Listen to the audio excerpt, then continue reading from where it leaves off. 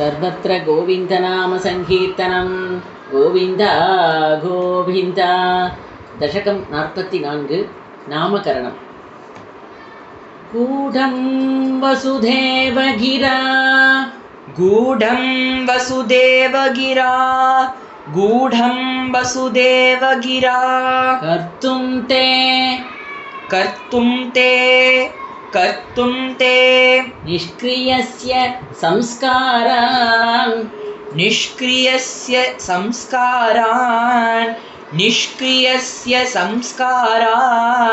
हृद्गतहोरातत्वो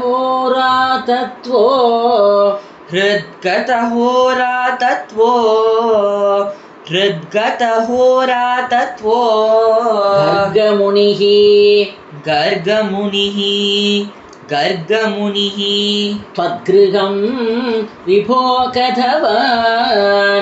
त्वद्गृहं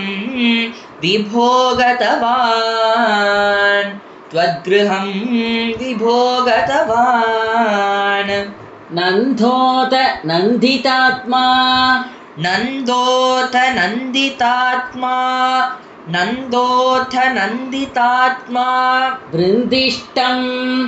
वृन्दिष्टं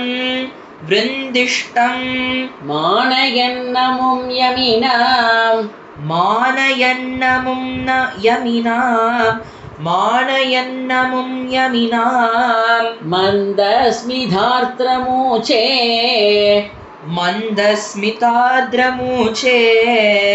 मन्दस्मिताद्रमूचे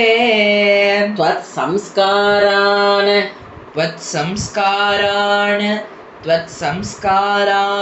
विधातुम् उत्सुकधीः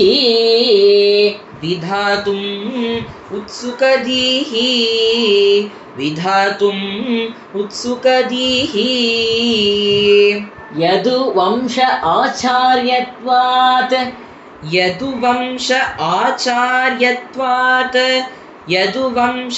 आचार्यत्वात् सुनिभृतं इदमार्य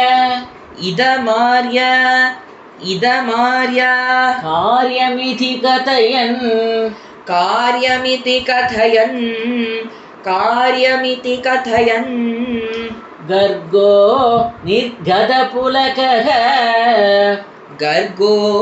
निर्गतपुलकः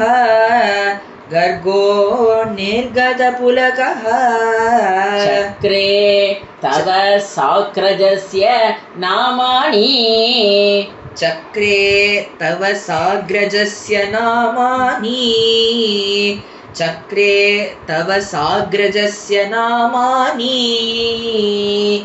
कथमस्य नाम कुर्वे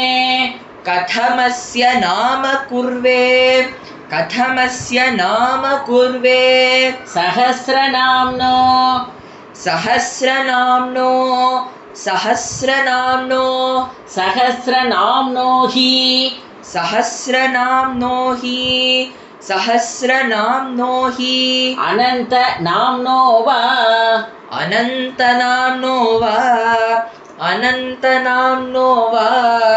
इति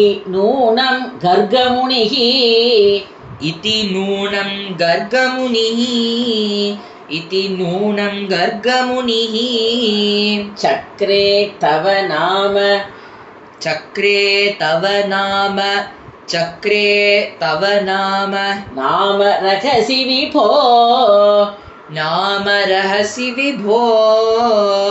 नाम रहसि विभो कृषिधो तुनकाराभ्यां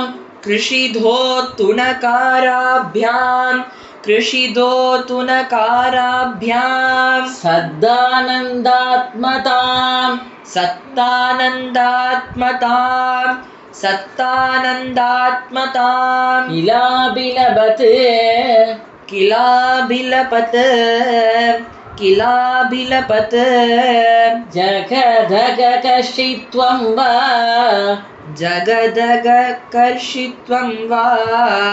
जगदगकर्षित्वं वा कथय दृशिः कथयदृषिः कृष्णनाम ते व्यतनोत् कृष्णनाम ते व्यतनोत् कृष्णनाम ते व्यतनोत् अन्यां च नामपेतान् अन्यांश्च नामभेदान् अन्यांश्च नामभेदान् व्याकुर्वन् व्याकुर्वन् अग्रजे च रामादीन् अग्रजे च रामादीन् अतिमानुषानुभावम्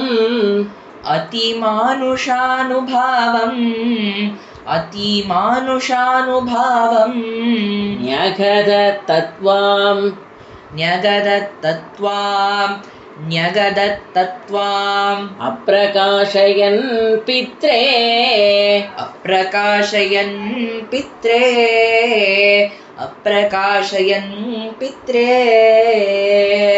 स्निह्यति यस्तव पुत्रे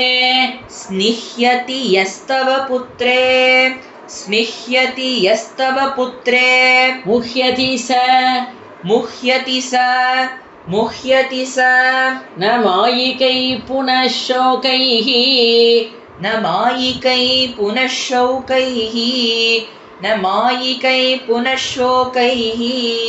दृह्यति यः स तु नश्येत्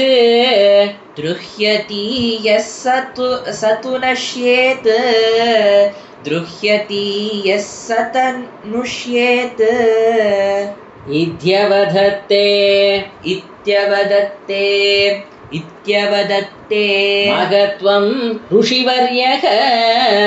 महत्त्वं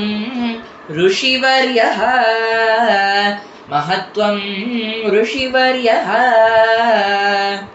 जेष्यति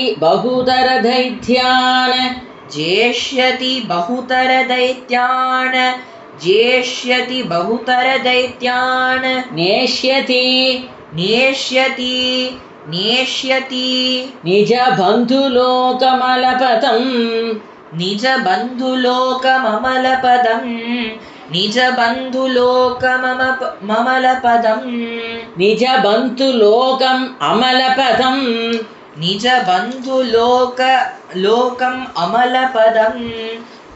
श्रोष्यति सुविमलकीर्तिरस्येति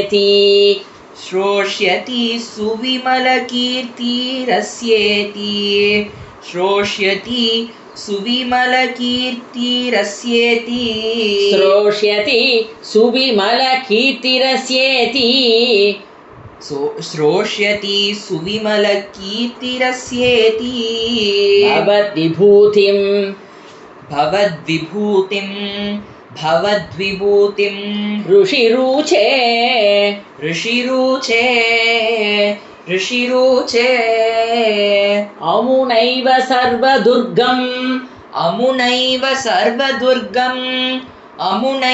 सर्वदुर्गम् तरितास्थकृतास्तम्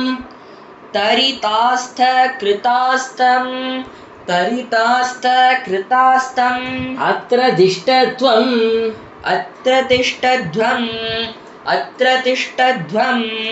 हरिरे वेद्यन्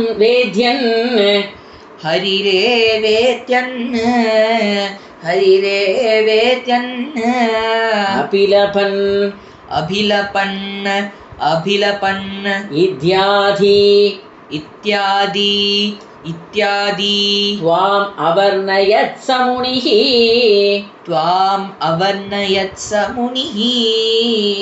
त्वाम् अवर्णयत् स मुनिः गर्गेत निर्गतेऽस्मिन्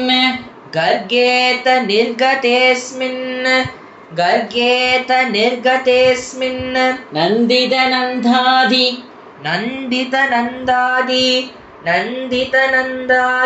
नन्द्यमानस्त्वं